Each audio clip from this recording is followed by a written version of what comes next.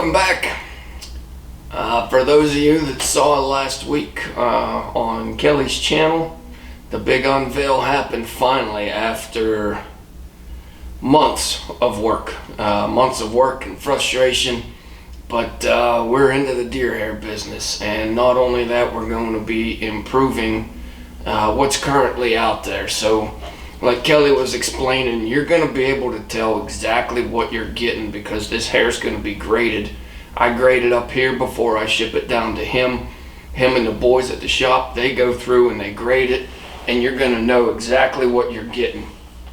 It was probably this time last year, maybe a little bit earlier.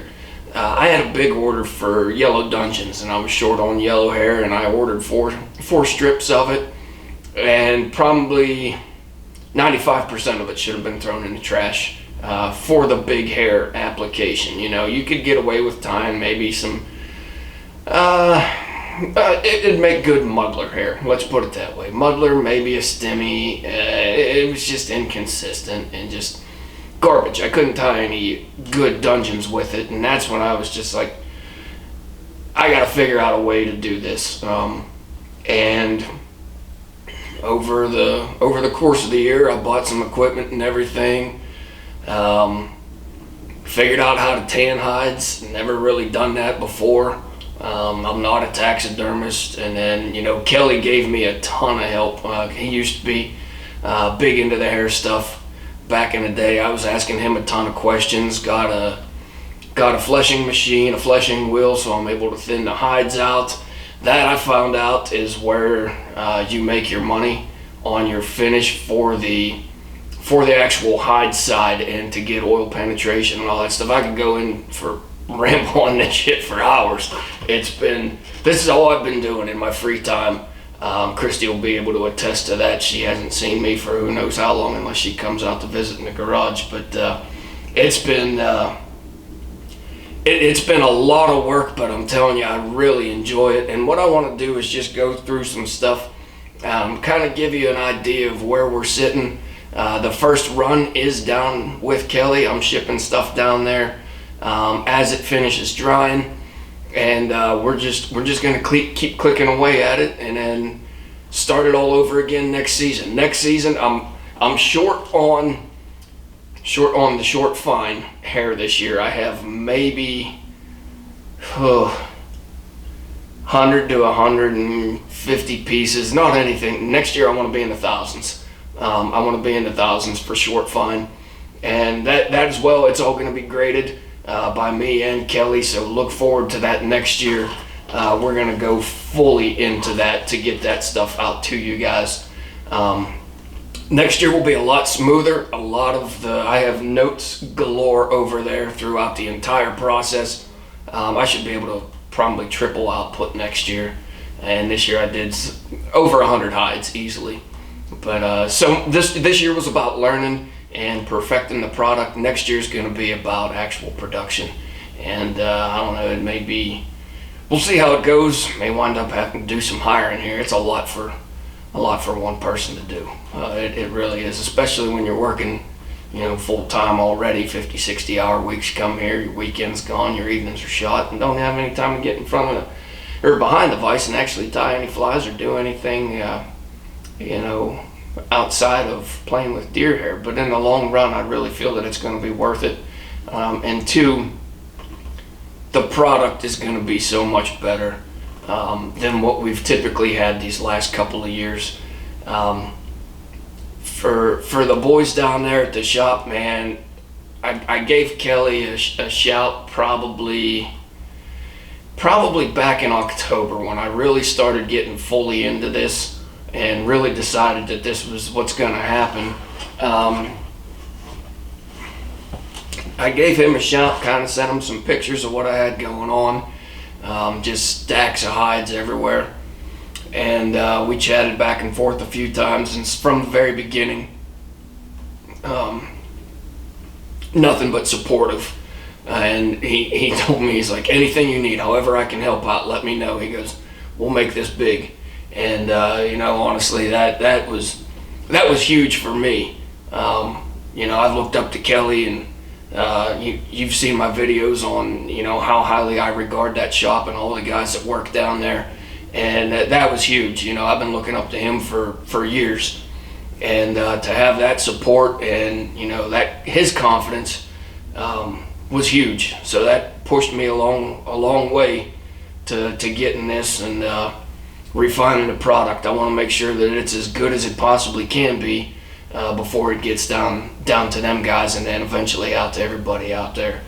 But like I was saying, what I want to do is go through a couple of things here, share some stuff that I learned along the way, some of the frustrations. The dyeing process is still kicking my ass. Acid dyes, the lighter colors, I've got them great. Rit dye sucks. Frustrating to work with, expensive too. Acid dyes are awesome.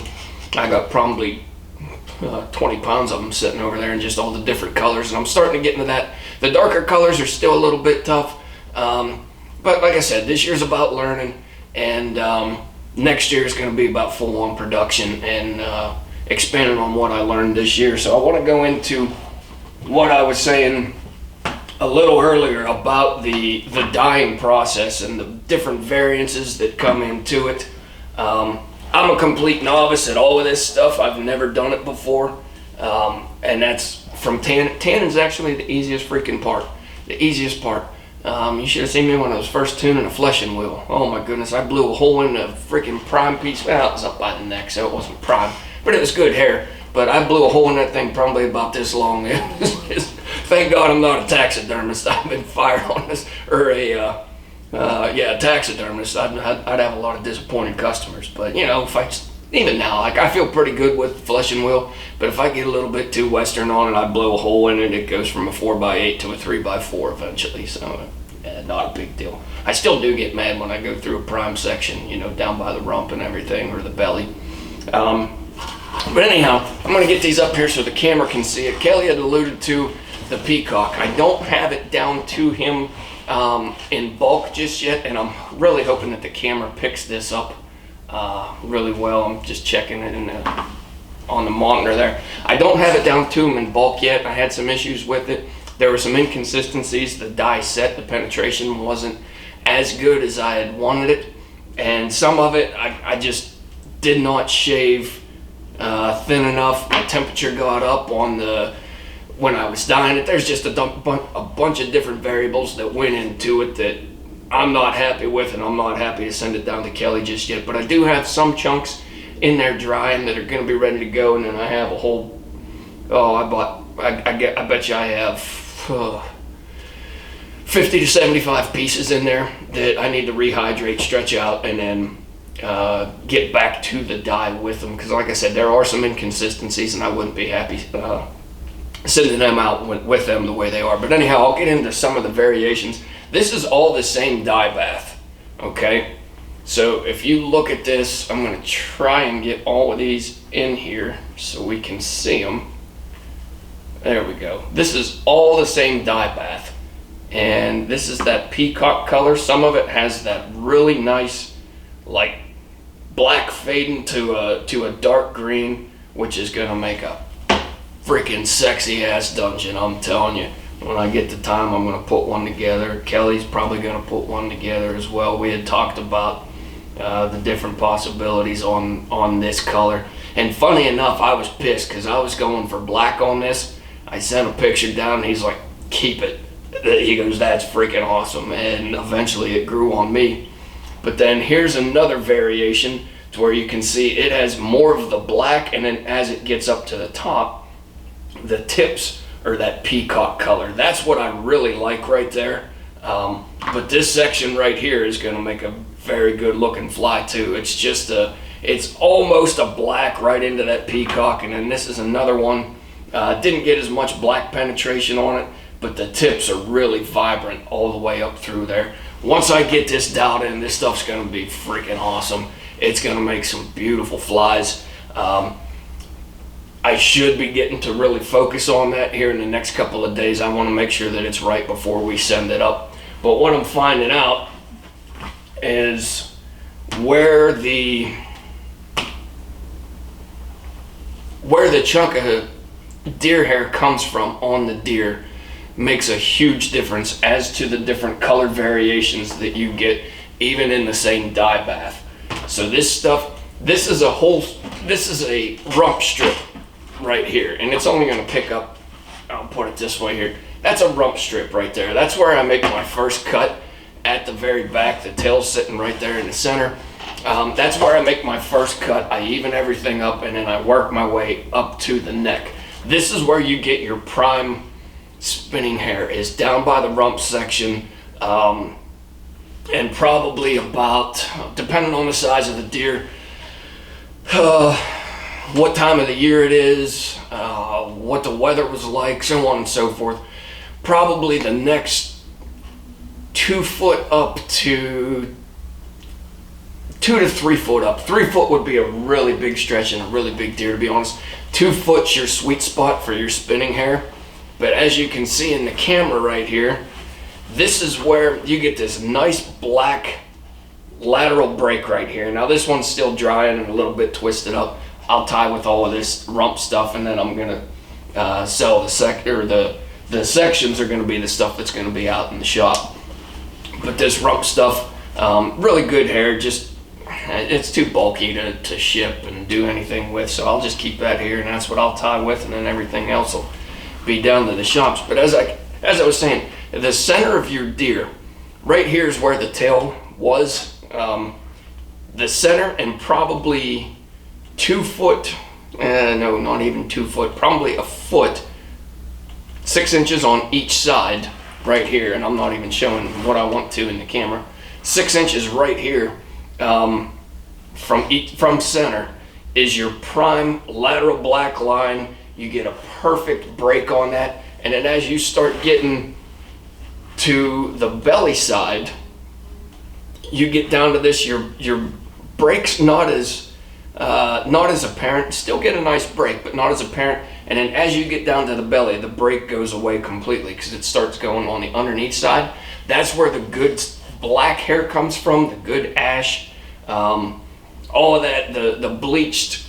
But I still like bleaching and dyeing black onto some of this, because as this one was black, you can see the lateral break.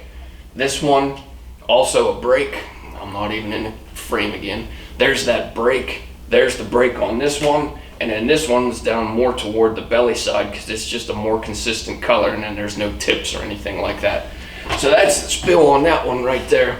I got a pile of these just sitting. I'll be set for tying for a good while, especially at the rate that I'm tying now, which is 0. But we're also going to do belly hair.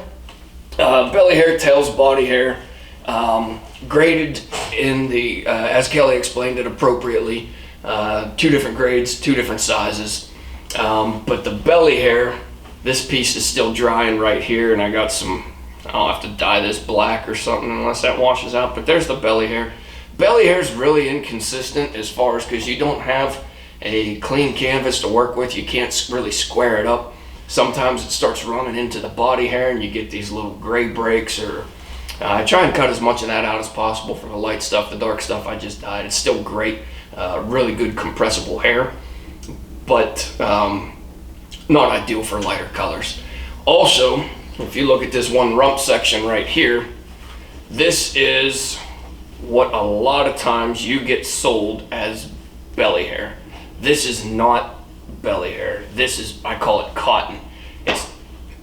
It's non-compressible. It's non-compressible. You'll get it to spin around the hook and everything. It's not gonna flare. This piece is dry, and when you run your fingers through good quality belly hair, you should hear, there should be an audible sound to where you hear that hollow fill just rubbing against one another. There's nothing there. This piece is still wet right here, but still I can hear just a little bit of a, as it dries, this stuff's gonna fill back out, and you're gonna be able to hear that audibly, and you know that that's good hair. And then when you get the waves in it and everything, and I've learned, believe me, I've learned more about deer hair this year than I thought I ever would. My cousin's my cousin John, he went to school for forestry, wildlife biology and everything, and He was telling me all the different properties that make up the waves and everything, and why it's hollow fill and why certain portions. I learned an insane amount, but it was really interesting. But I wanted to also bring out some of the frustrations.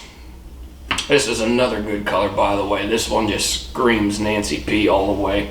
This is a brown faded into like a almost orange on the tips and everything. That was one of the initial ones that I tried dyeing. The dye set wasn't right, but I looked at it and I was like, yeah, pretty damn good piece of hair. Good colors and everything. But what you'll see on these is it got really rigid on me, and then there's some mold and everything. I let that set too long, too much oil probably, didn't get to it and stretch it out quick enough. But the 4x8 shrunk down to about a 2x6, and just not something that I'm willing to put out there. And you know, I don't want these on the shelf, so I'm just going to rehydrate this. I'll stretch it back out. I'll probably get a 3x4 out of it instead of the 4x8 initially, but still a huge chunk of hair that you're going to get right there once I get it squared away. That process took me forever to figure out. It was so frustrating. I left one day for work. I looked after I oiled everything. Everything was nice and clean. It was great. When I came home from work, everything was buckled up, and I was pissed. It was just an absolute mess. And it took me a long time to get it figured out and what I had to do. There's another one that you can see. It's just all buckled up. Can you tie with this? Absolutely. There's the buckled portion. I keep looking at the front camera and not the monitor, and just a mess. Make sure that it's in there. But you can see how twisted up it is and everything. Can you tie with it? Absolutely. It's still great hair. Some of the stuff's going to be a little of a cowlick and everything, especially as you get down here because the hide section's not right. Same with this one. I'll rehydrate it, get it set, and that'll be a good 3x4. But a nice clean break right there. The tips and everything are lined up. It's going to make some beautiful flies. Just need to get it squared away. Speaking of, this is the final product right here. This is a charcoal gray that I'm doing, and I know the lighting's not the best, so that back camera's not going to pick up the intricacies of the colors and everything, but this is a charcoal gray. I got a light gray, a charcoal gray, and I want to try and do something in between as well. But if you look on the back side, there's the finish right there. Like it's leather. It's completely pliable.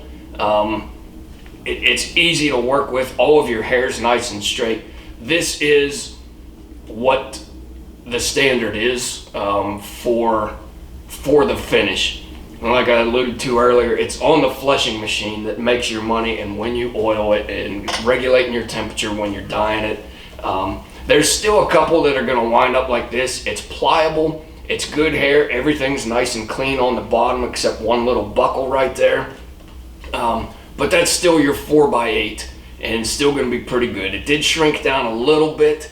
If you go a comparison on the two, there it is. It's off just by a little bit. What's likely going to wind up happening with these ones, if they're close, I'm gonna send them. But if it's too bad, like if it's down to like 2.5 inches or whatever, I'm just gonna rehydrate them, cut them down to 3x4s, and then get the rest of the stuff in some trim bags and everything, and you know, we'll figure out where we go from there. But this one is the standard right here. This thing is. It's perfect. It really is. It took a long time to get to this, but this is what you guys can expect moving forward. It's still going to take me a little bit of time to refine that process to get it consistent on all of them. But one thing I will promise you is the hair that you're getting is quality. The finish may be, there's still some kinks that I'm ironing out in the finished process. The vast majority of them are like that, but there's still some that are a little bit, I didn't oil them at the right time, or the temperature got too high on me, whatever it may be. But the hair that you're getting, I promise you, is going to be of the highest quality. And if it's not, it's going to be graded appropriately. You know exactly what you're getting. Like Kelly was saying in the video, you can call down to the shop and say, hey, I need a dark yellow or a sunburst yellow with a clean lateral black break. They're going to be able to go to the shelf, pick it up, send it out to you, and everything's good to go. You're not going to be now ordering like it used to be. You ordered a piece of yellow and you come in, it finally comes in the mail, and you look at it and you're like, shit, I can use about 10% of this. You're going to know exactly what you're getting. If you're tying muddlers, don't buy ones, buy twos. Buy the 1.5 inches. The dungeons, the big stuff like Kelly was talking about, that's what this is right here. That's about a 2-inch piece of hair consistently through there. 4x8, you're going to be able to tie a pile of dungeons. Whatever it is that you're tying, you're going to get a lot of quality flies out of that. Now, the short fine, like I was talking about, limited, and it's going to be in just the 2 colors. It's going to be in the bleached and actually no, I think I did like a handful, maybe a dozen or so of like this soft brown color right here with the nice lateral breaks and everything. Make some good October caddis wings, but the rest of them are all natural and then bleached. It's the bleached white and then the ginger bleach that Kelly was talking about. So big things to come on this. Still a lot of work to go. I haven't even put a dent in what I have to get down to the shop, and we'll get there eventually. I'll keep you guys updated. I'm going to be getting back to the vise here a little bit. As I've refined the process, I've found holes in well, not really. It's just I have to kind of put some stuff aside to get to the vise or whatever, but it's taking up a lot of the time. But 4 years I retire and I go into this full speed, and then you look out and there's going to be deer hair everywhere. Hopefully a lot more space to work out of too. Once I get the shop finished, it'll clean some space up in here and I'll have more room to process more next year. And who knows, like I said, maybe even get some folks working out here. We'll see how it goes. But big things to come. Thanks for staying patient with me, guys. Looking forward to the feedback on the deer hair and everything. And like I told you on the last video, it's a big step for the fly tyer, and I am 100% confident in that.